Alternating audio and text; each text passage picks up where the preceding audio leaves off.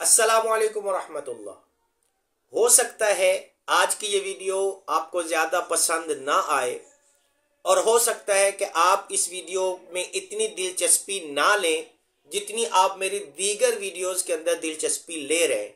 लेकिन अगर आप मेरी ये वीडियो सुन लेते हैं तो आपकी मेहरबानी है, लेकिन उम्मीद मुझे कम है। अल्लाह करे कि मेरी उम्मीद जो मैं सोच रहा हूँ वो गलत हो और आप इस वीडियो को इतना देखें कि मेरे सारे अंदाजे गलत साबित हो जाएं। ज़बानों का मुख्तलिफ होना ये अल्लाह तबारक व तआला की निशानियों में से निशानी है। एक रिपोर्ट के मुताबिक दुनिया के अंदर तकरीबन 7,000 ज़बानें बोली जाती हैं। 6,000 से ऊपर होंगी थोड़ी, 7,000 से थोड़ी कम होंगी, कमो बेश 7,000 ज़बानें दुनिया के अंदर बोली जाती हैं। उनमें कुछ ज़बानें ऐसी हैं जो बहुत ही ज़्यादा बोली जाती हैं। अरबी ज़बान ऐसी है जो दुनिया में 6ठे नंबर पर सबसे ज़्यादा बोली जाने वाली ज़ुबान है। खित्ताए अरब के इतराफ में 26 ममालिक ऐसे हैं जहां पर अरबी ज़बान बोली और समझी जाती है।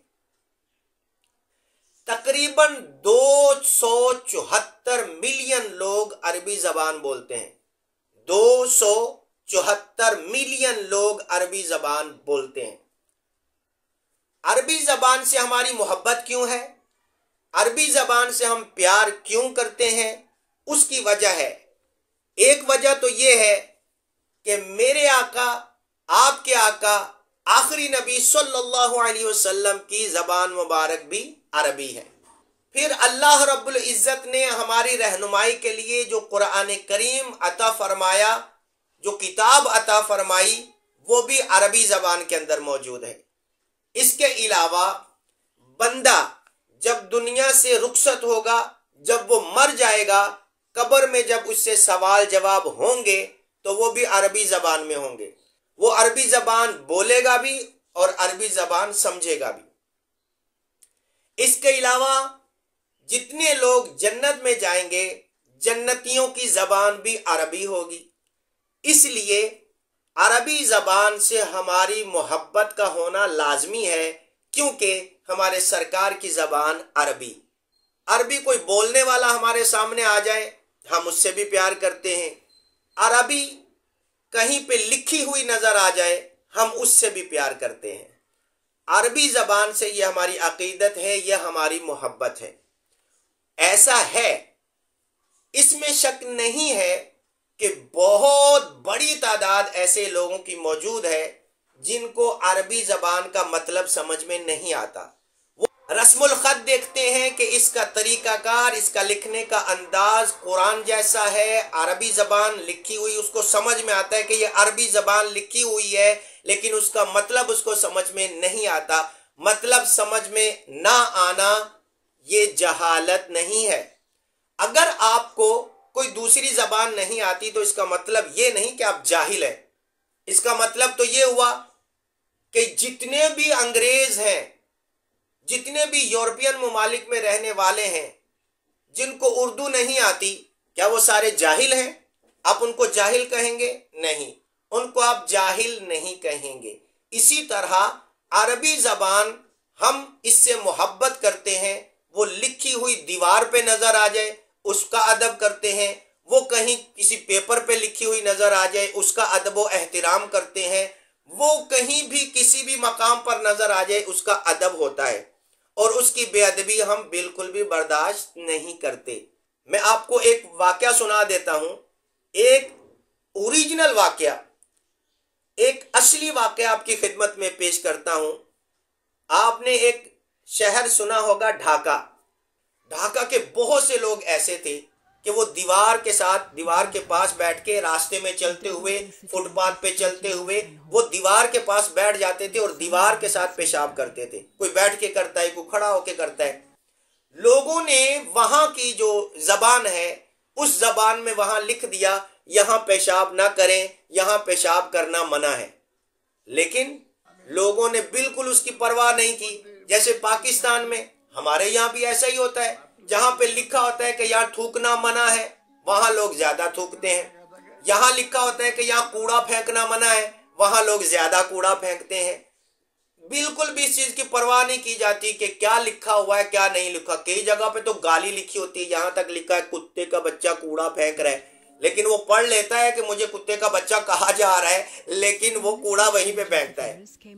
تو اسی طرح وہاں کے لوگ بھی اس بات کی پرواہ نہیں کرتے تھے کہ لکھا کیا ہوا ہے. ان کو پیشاب آیا، پیشاب کر لیا. اب وہاں کی گورنمنٹ نے اس کا ایک حل ڈھونڈا، اس کا ایک حل نکالا، اور حل بہت بہترین تھا. انہوں نے ان تمام مقامات پہ جو وہاں کی قومی زبان میں نیشنل لینگویج میں لکھا ہوا تھا یہاں پیشاب کرنا منع ہے، اس کو مٹا دیا، اس سب کے اوپر کلر کر دیا، اور وہاں پہ عربی زبان کے اندر لکھ دیا یہاں پیشاب کرنا منع ہے. وہی تحریر عربی زبان میں لکھ دی کہ پیشاب کرنا منع ہے. اب جو بھی وہاں پیشاب کرنے کے لیے کھڑا ہوتا وہ دیکھتا کہ عربی لکھی ہوئی ہے، کوئی اس کو چوم کے چلا جاتا، کوئی ادب کی وجہ سے پیچھے ہٹ جاتا.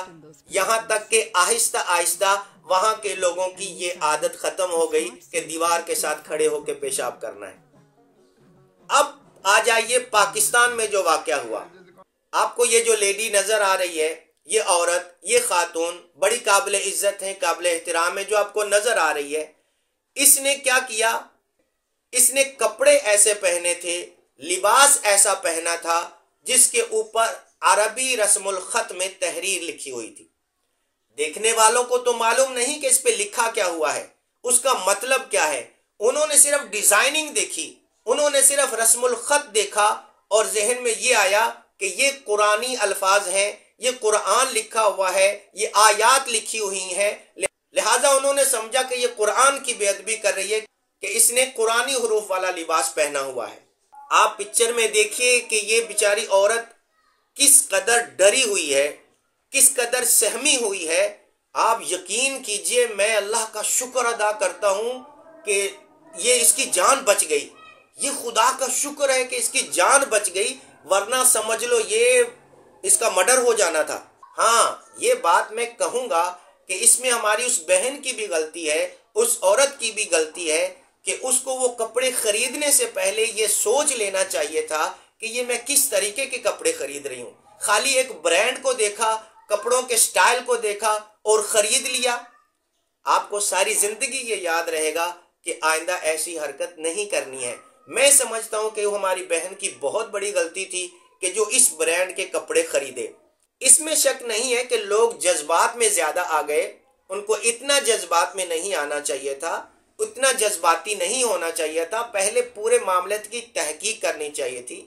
اس موقع پر وہاں جو پولیس پہنچی اور جو پولیس کا کردار تھا میں اس کو بھی سراہتا ہوں. انہوں نے بڑے اچھے انداز سے پورے معاملے کو ہینڈل کیا. اور اس وقت وہاں جو علماء کرام موجود تھے، چاہے وہ کسی بھی فرقے والے تھے، انہوں نے بڑے اچھے طریقے سے اس چیز کو ہینڈل کیا. اور اللہ کا شکر ہے کہ ایک بڑا خطرناک حادثہ ہونے سے بچ گیا. میں سمجھتا ہوں کہ لوگوں کو بھی احتیاط کرنی چاہیے، اور ایسے برانڈز والے جو ایسے کپڑے تیار کرتے ہیں یا جوتے تیار کرتے ہیں ان کو بھی احتیاط کرنی چاہیے، اور جو خریدنے والے ہیں ان کو بھی احتیاط کرنی چاہیے. لوگوں کے جذبات سے کھیلنا نہیں چاہیے، لوگوں کی محبت اور عقیدت کو بار بار چیک نہیں کرنا چاہیے کہ آیا یہ اس چیز کو دیکھ کے کیا ری ایکشن کرتے ہیں. ری ایکشن بہت خطرناک ہو سکتا تھا. اللہ کا شکر ہے کہ ایسا نہیں ہوا. آئندہ آپ سب بھی احتیاط کیجئے. کوئی بھی ایسا مسئلہ سامنے آ جائے فوراً اپنے جو ادارے ہیں ان کو رپورٹ کیجئے، پولیس کو رپورٹ کیجئے، تاکہ وہ آ کر اس کو قانونی طور پر چیک کریں کہ اس کے اوپر کیا ایکشن لیا جا سکتا ہے. اپنی طرف سے خود سے جذبات میں آ کر کوئی ایسا فیصلہ نہ کریں کہ بعد میں آپ کو پچھتانا پڑے. یقیناً اگر اس عورت کو کچھ ہو جاتا تو جن لوگوں کی وجہ سے اس عورت کی جان جاتی وہ آخری دم تک زندگی کے پچھتاوے کے سوا ان کے پاس کچھ نہ ہوتا کہ ہم نے ایک بے قصور عورت کا قتل کر دیا ہے. شکر کریں اللہ کا کہ ان کے ہاتھ سے یہ گناہ ہونے سے بچ گیا، اور وہ اتنا بڑا جرم کرنے سے وہ سب بھی محفوظ رہے. اللہ عمل کرنے کی توفیق دے. اللہ ہم سب کو سمجھ عطا فرمائے. اگر آپ سمجھتے ہیں کہ میری ٹوٹی پھوٹی سی گفتگو تھوڑی اچھی رہی ہے، ٹھیک میں نے بات کی ہے، تو ویڈیو کو شیئر کر دیجئے، زیادہ سے زیادہ لوگوں تک پہنچائیے تاکہ یہ معلوماتی ویڈیو سب تک پہنچ سکے. السلام علیکم.